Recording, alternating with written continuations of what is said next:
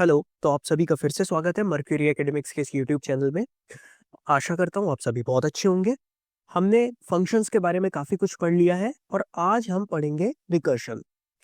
सी, ये टॉपिक हो सकता है शुरू में आपको थोड़ा टफ लगे, और अगर पाइथन आपकी फर्स्ट लैंग्वेज है या अभी अभी आप प्रोग्रामिंग में एंटर कर रहे हैं तो हो सकता है ये टॉपिक थोड़ा सा टफ लगे। बट मैं आपको बहुत इजी वे में इसको समझाऊंगा, बिल्कुल बेसिक से मैं इस टॉपिक को समझाऊंगा और एक बहुत ही बेसिक एग्जांपल के थ्रू मैं समझाऊंगा, ठीक है। और नेक्स्ट वीडियो से मैंने प्लान किया है कि कुछ 6 7 8 वीडियोस हम सिर्फ और सिर्फ प्रोग्रामिंग की प्रैक्टिस करेंगे। और हो सकता है वो प्रोग्राम्स इजी हो, शुरू में इजी रखूंगा, धीरे धीरे धीरे धीरे लेवल बढ़ेगा, ठीक है। हो सकता है वो शुरू के प्रोग्राम्स आपको इजी लगे, बट मेरा मेन पर्पस है कि आपको लॉजिक बिल्डिंग आ जाए। और ट्रस्ट मी, लॉजिक बिल्डिंग बहुत इंपॉर्टेंट चीज है, यही प्रोग्रामिंग का कोर है, ठीक है। लॉजिक बिल्डिंग बहुत इंपॉर्टेंट पॉइंट है। तो मैं आपको समझाऊंगा वो चीज कि कैसे क्वेश्चन को टैकल किया जाता है। एक आपके सामने एक प्रोग्राम आया, उसको हमको कैसे टैकल करना है, लॉजिक कैसे बिल्डअप करना है, ठीक है। तो उस चीज पे हम चर्चा करेंगे अगले वीडियो से, ठीक है। आज मैं आपको रिकर्शन पढ़ाऊंगा और इस टॉपिक को हम क्लोज कर देंगे, फंक्शंस को हम क्लोज कर देंगे आज। और जब हम प्रैक्टिस करेंगे प्रोग्राम्स लिखने की, तब हम फंक्शंस के प्रोग्राम भी लिखेंगे, ठीक है। तो ठीक है, मैं स्टार्ट करता हूं रिकर्शन को। देखिए, पहली चीज तो ये कि रिकर्शन और लूप्स, ठीक है, बहुत बड़ा कंफ्यूजन आता है। लोग बोलते हैं कि अब जब लूप से हम क्वेश्चन को सॉल्व कर सकते हैं तो हम रिकर्शन को क्यों पढ़े। ठीक है, लूप्स के क्वेश्चंस रिकर्शन से सॉल्व हो जाते हैं, रिकर्शन के लूप से हो जाते हैं, ठीक है। लेकिन कुछ स्पेसिफिक सिनेरियोज ऐसे हमारे पास आ जाते हैं जहां रिकर्शन से कोड लिखना आसान होता है, ठीक है, बेटर होता है। तो हमें ये टॉपिक आना चाहिए। रिकर्शन बहुत इंपॉर्टेंट चीज है, हमसे बननी चाहिए। बहुत सारे ऐसे केसेस आ जाते हैं जहां पे लूप्स को यूज करने से बेटर होता है कि हम रिकर्शन को यूज करें। क्या है रिकर्शन, समझते हैं हम। अगर कोई फंक्शन खुद को रिपीटेडली कॉल कर रहा है तो हम उसको बोलते हैं रिकर्शन।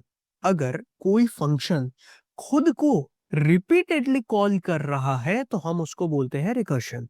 और वो जो फंक्शन है वो है रिकर्सिव फंक्शन, ठीक है। यहां तक सॉर्टेड है। नाउ, अब मैं एक फंक्शन अभी लिखता हूं, एक रिकर्सिव फंक्शन में लिखता हूं। हम क्या करेंगे, 5 से लेके 1 तक नंबर्स को प्रिंट करवाएंगे, या 5 से, या जो भी नंबर हम एज एन आर्ग्यूमेंट पास करेंगे वहां से लेके एक एक कम होते होते 1 तक प्रिंट हो। जैसे अगर मैं 7 पास करूं तो 7, देन 6, 5, 4, 3, 2, 1, यहां तक प्रिंट हो। अगर मैं 3 पास करूं तो 3, 2, 1, ठीक। तो हम एक फंक्शन बनाते हैं पहले, डेफ पी नम, ठीक है। फंक्शन का नाम पी नम है, नंबर्स को प्रिंट कर रहा है, ठीक है। नाउ, अब यहां पे मैं एक पैरामीटर पास कर देता हूं ए, ठीक। नाउ, अब जो हमारा फंक्शन है उसका काम क्या है। सी, रिकर्सिव फंक्शन हम जब भी लिखते हैं तो पहला स्टेप होता है कि हम ये देखें कि फंक्शन काम क्या कर रहा है। तो फंक्शन हमारा नंबर्स को प्रिंट कर रहा है, और कैसे प्रिंट कर रहा है। ए को प्रिंट करेगा, फिर a-1 को प्रिंट करेगा, फिर a-2 को प्रिंट करेगा, a-3 को, और कहां तक करेगा, 1 तक, ठीक है। यहां तक क्लियर है। तो फंक्शन बेसिकली क्या कर रहा है, फंक्शन ए को प्रिंट कर रहा है, ठीक है। फिर a-1 को करेगा, फिर a-2 को करेगा, फिर a-3 को, और अप टू 1, ठीक। नाउ, यहां तक प्रोग्राम आई गेस क्लियर होगा। ये मैंने 2 लाइन में क्या लिखा है। नाउ, सबसे पहले मैं इतना रन करके देखता हूं, ठीक है। मैं पास करता हूं, मान लीजिए 5, ठीक है। तो मुझे आउटपुट में क्या मिलेगा, सबको पता है, मुझे आउटपुट में 5 मिलेगा, ठीक। ठीक है, यहां पे मुझे 5 मिल गया। तो यहां तक तो सब कुछ क्लियर है। अब अगला स्टेप क्या है, हमको चाहिए a-1, फिर चाहिए a-2, राइट। तो मैं क्या ये लिख सकता हूं कि अब फंक्शन खुद को कॉल करे फॉर द वैल्यू a-1। ये लाइन समझ में आई होगी आई गेस। मैंने फंक्शन के अंदर ही फंक्शन को कॉल किया फॉर a-1। तो अब क्या होगा, फंक्शन खुद को कॉल करेगा फॉर a-1, तो हमें क्या प्रिंट होके मिल जाएगा, a-1, राइट। फिर फंक्शन खुद को कॉल करेगा a-2 के लिए, क्योंकि फंक्शन के अंदर ही 1 माइनस करके फंक्शन खुद को कॉल कर रहा है।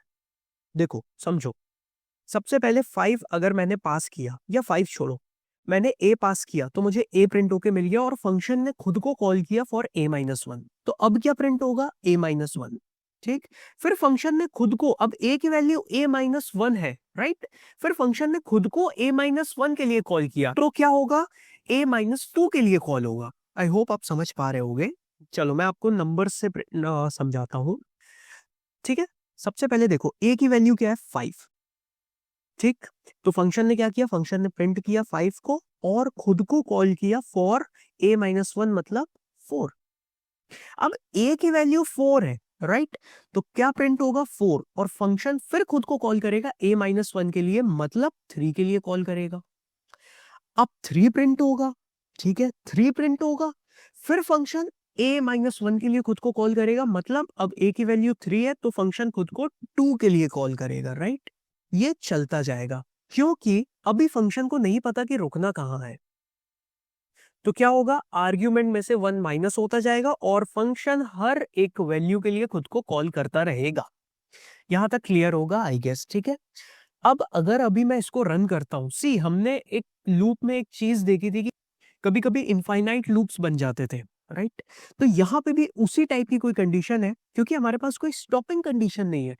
ये काम जो रिकर्शन का चल रहा है वो कब रुकेगा ये हमने नहीं बताया है फंक्शन को, तो फंक्शन खुद को कॉल करता जाएगा। मैं इसको रन करूंगा तो कुछ स्टॉपिंग कंडीशन नहीं है, ठीक है, क्या होता है देखते हैं।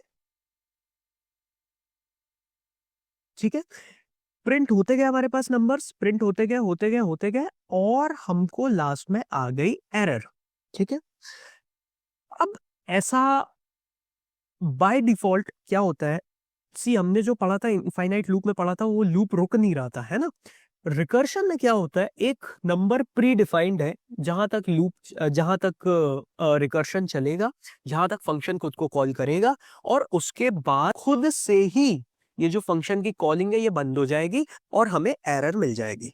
ठीक है, ये जो नंबर है ना, जितनी बार रिकर्शन हुआ, ठीक है, ये नंबर हम चेंज भी कर सकते हैं। हम चाहे तो इस नंबर को कस्टमाइज कर सकते हैं कि आप इतनी बार रिकर्शन चलाओ या इतनी बार फंक्शन कॉलिंग हो, राइट। बट ठीक है, अभी वो उतने डेप्थ में मैं अभी नहीं जा रहा हूं, ठीक है, मैं वो कभी आपको बाद में बता दूंगा वो कैसे करते हैं। अभी सिर्फ इतना समझ लो कि हमें एक स्टॉपिंग कंडीशन की जरूरत है। अगर हम रिकर्शन को लिखते हैं तो हमें बताना पड़ेगा कि कब जो है वो कॉलिंग रुकनी चाहिए। तो मैं क्या करूंगा उसके लिए, मैं यहां पे लिख देता हूं कि अगर a की वैल्यू अगर 0 हो तो रिटर्न। ठीक, सिंपल। अब मैं क्या बता रहा हूं, अब मैं फंक्शन को बता रहा हूं कि तुम जो है खुद को कॉल करो, पर अगर a की वैल्यू 0 हो जाए तो रिटर्न कर जाओ। ठीक है, अगर a की वैल्यू 0 हो तो रिटर्न कर जाओ। ये जो मैंने लिखा इसको बोलते हैं बेस केस, जो रिकर्शन को रोक रहा है। ठीक है, नहीं तो रिकर्शन जो है वो तो चलता जाएगा, राइट, जो अभी मैंने आपको रन करके दिखाया।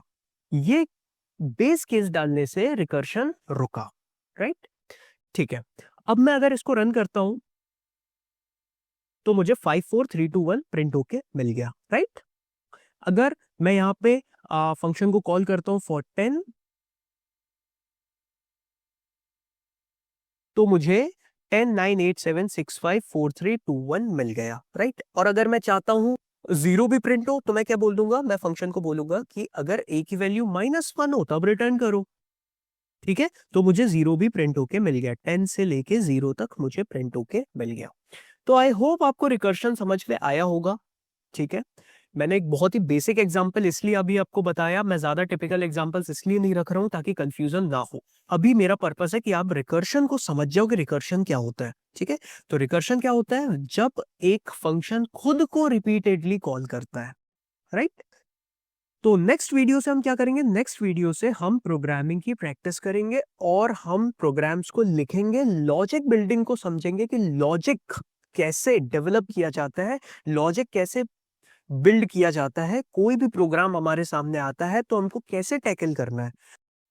तो नेक्स्ट वीडियो से बहुत मजा आने वाला है क्योंकि नेक्स्ट वीडियो से हम प्रोग्रामिंग करेंगे और पहला क्वेश्चन मैं बहुत इजी रखूंगा, सेकंड थोड़ा सा लेवल अप, थर्ड और लेवल अप। ठीक है, धीरे धीरे करके ये जो 6 7 8 वीडियो जितने भी होंगे हमको हर एक चीज समझ में आ जाएगी कि प्रोग्राम को टैकल कैसे करना है। अभी तक जो मैंने पढ़ाया ये एक प्रकार से टूल्स है, ठीक है, ये रिसोर्सेज हमारे, इनको यूज करके हम प्रोग्रामिंग के क्वेश्चन को सॉल्व करेंगे।